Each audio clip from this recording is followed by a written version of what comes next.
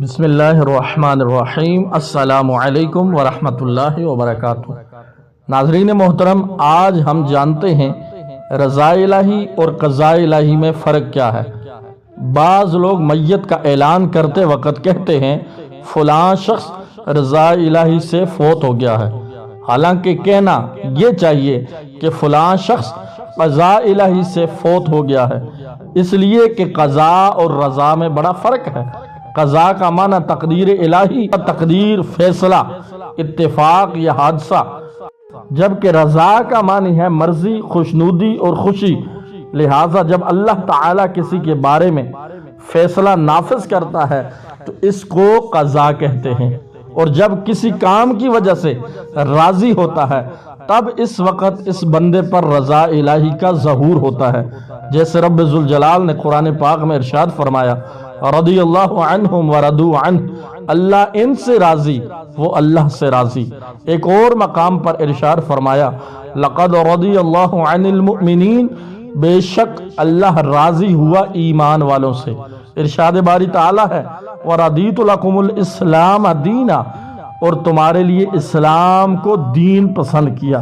مزید رب ذوالجلال نے ارشاد فرمایا وَلَوْ أَنَّهُمْ رَضُوا مَا آتَاهُمُ اللَّهُ وَرَسُولُهُ، اور کیا اچھا ہوتا اگر وہ اس پر راضی ہوتے جو اللہ اور رسول نے ان کو دیا۔ یہ رہا قرآن مجید میں رضا کا استعمال۔ جہاں تک قضاء کا تعلق ہے تو متعدد آیات میں رب ذوالجلال نے لفظ قضاء کو استعمال فرمایا۔ ان کو دیکھ کر پتہ چلتا ہے کہ لفظ قضاء کا معنی اور مفہوم کیا ہے۔ رب ذوالجلال نے ارشاد فرمایا وَقَضَىٰ رَبُّكَ أَلَّا تَعْبُدُوا إِلَّا إِيَّاهُ وَبِالْوَالِدَيْنِ إِحْسَانًا، اور تمہارے رب نے حکم فرمایا کہ اس کے سوا کسی کو نہ پوجو اور ماں باپ کے ساتھ اچھا سلوک کرو۔ دوسری جگہ پہ رب ذوالجلال نے فرمایا واللہ یقضی بالحق، اور اللہ سچا فیصلہ فرماتا ہے۔ مزید فرمایا فلما قضینا علیہ الموت، پھر جب ہم نے اس پر موت کا حکم بھیجا۔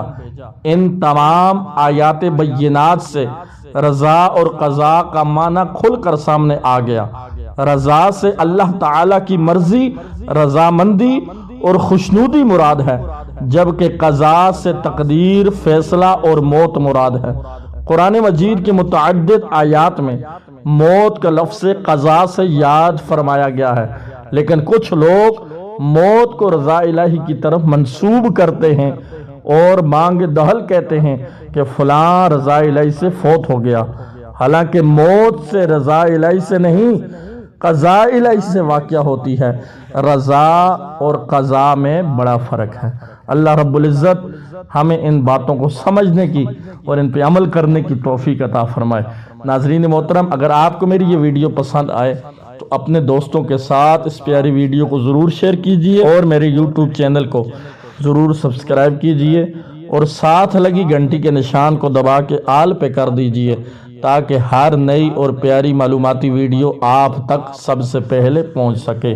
السلام علیکم ورحمۃ اللہ وبرکاتہ۔